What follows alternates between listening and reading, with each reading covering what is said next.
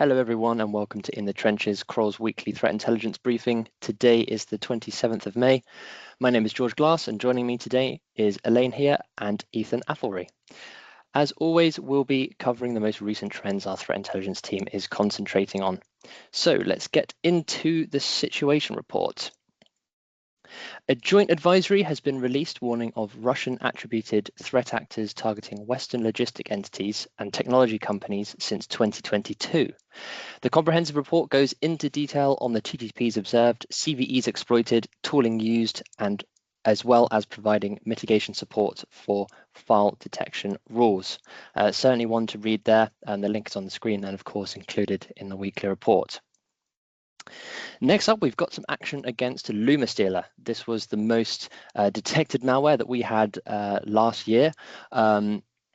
Microsoft's Digital Crimes Unit has recently seized and facilitated the takedown, suspension, and blocking of approximately 2,300 malicious domains that form the backbone of LUMMASTEALER infrastructure. The Department of Justice also simultaneously seized the central command structure for LUMMASTEALER and disrupted the marketplaces where the tool was sold to other cybercriminals.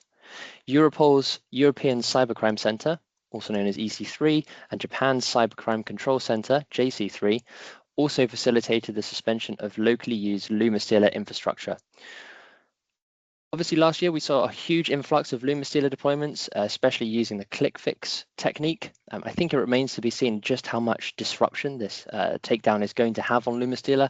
Of course, we'll be watching very, very carefully, and this marketplace and ecosystem for stealers certainly could just see another one come and take this place. But it's always good to see some action against the bad guys here. So very good to hear.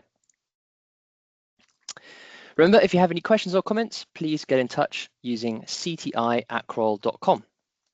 And now for the rest of the day's briefing, I'll be talking about our observations regarding Chinese nation-state activity.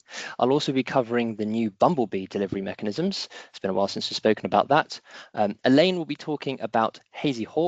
And last but by no means least, Ethan has some news on the VANHELSING ransomware. So moving on to KTA 461, also known as UNC 5174.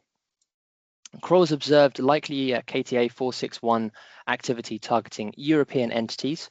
Across multiple intrusions, the actors exploited recent vulnerabilities, CVE 2025-31324, which is in SAP NetWeaver, and CVE 2025-30406, and that is in Gladinet Center Stack. The deserialization in the Gladinet Center Stack is made possible by the hard coding of a machine key variable. This allows the attacker to create a payload for server-side deserialization to achieve remote code execution. And we believe that this vulnerability is a vulnerability that so far has not been widely associated with KTA 461, also known as UNC 5174. We've been talking a lot about CVE 2025-31324. That affects SAP NetWeaver, where an attacker can upload malicious executable files such as web shells, allowing the ability to run arbitrary commands on the OS. We've observed multiple intrusions that make use of one of these vulnerabilities and are linked by shared infrastructure and can be associated with KTA 461 by similarities in malicious code. Excuse me. The actor has been seen making use of malware such as Snowlight and VShell alongside multiple web shells. KTA 461 is also observed making use of living off the land binaries and commands as part of their lateral movement. An investigation into this activity is ongoing, and Kroll CTI will share any further relevant information as and when appropriate. And now on to BUMBLEBEE. As I said before, it's been a while since we discussed this particular malware strain. Zero Day Labs has reported their observations into RVTools being used as a lure to install BUMBLEBEE. RVTools is a known legitimate tool used as a reporting utility for VMware, where it's been featured before in top 10 VMware admin tools as collated on the VMware blog. The report notes that during investigations, it appears that the legitimate RVTools site was compromised, with the installer being replaced by a malicious file. The hash and the file size of the website differed greatly to that of the file actually downloaded by the victim.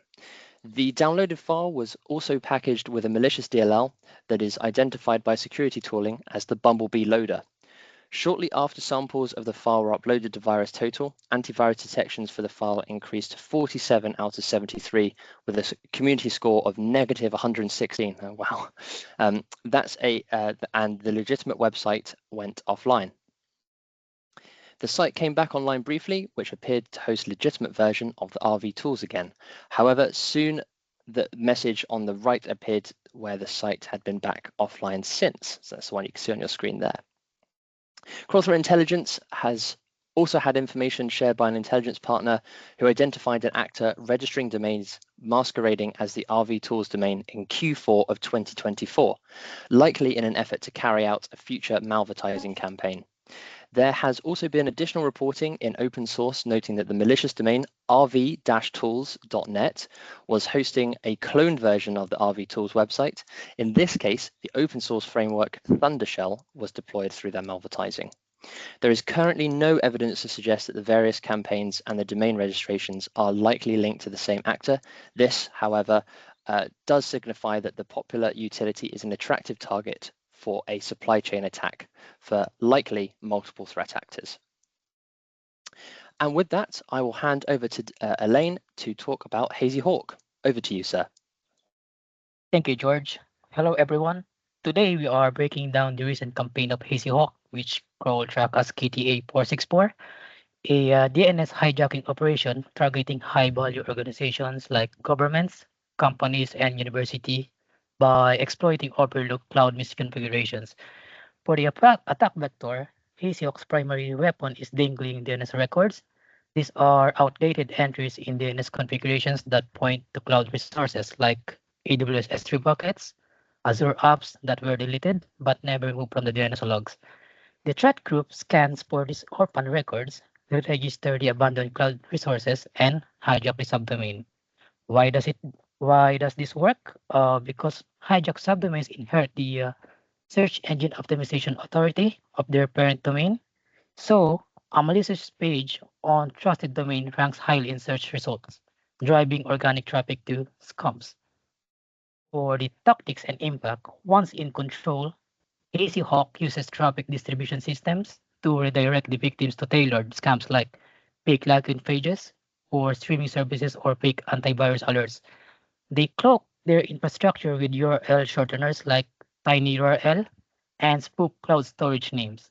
So the fallout, reputational damage when trusted domains host malicious content. Imagine your customer seeing phishing links on what they thought was your official website. For the mitigations, in order to counter this, focus on DNS hygiene. Audit and delete unused DNS records, especially after decommissioning cloud resources, and implement DNSSEC to cryptographically sign and authenticate DNS records. For monitoring, track the traffic anomalies.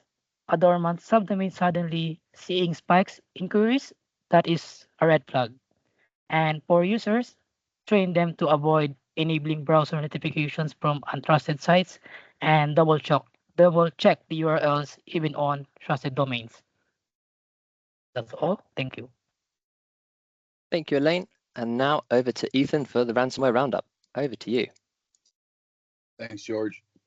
On May 20th, 2025, the Van Helsing ransomware as a service operation publicly released key parts of its source code after a former developer, alias TH30CODER, or the coder, attempted to sell it for $10,000 on the RAMP cybercrime forum. The leak includes a Windows encryptor builder, affiliate panel, and data leak blog infrastructure. Van Helsing, which launched in March 2025, employs double extortion tactics, encrypting files and threatening to leak stolen data. According to Ransomware.live, the group has already claimed at least 8 victims. The leak appears to be a preemptive move by the operators to undercut the rogue developer, who they claim is trying to scam buyers with outdated code. They also tease the release of an upgraded version, Van Helsing 2.0, which they say will be the more secure and developed without outside help. Security researchers confirmed how authentic of the leak materials though the code is disorganized. Visual Studio project files are found in folders typically used for compiled binaries. The builder relies on an external command and control panel, which can complicate its deployment. Notably absent from the leak are the Linux builder and backend databases, limiting its immediate use but still posing a risk.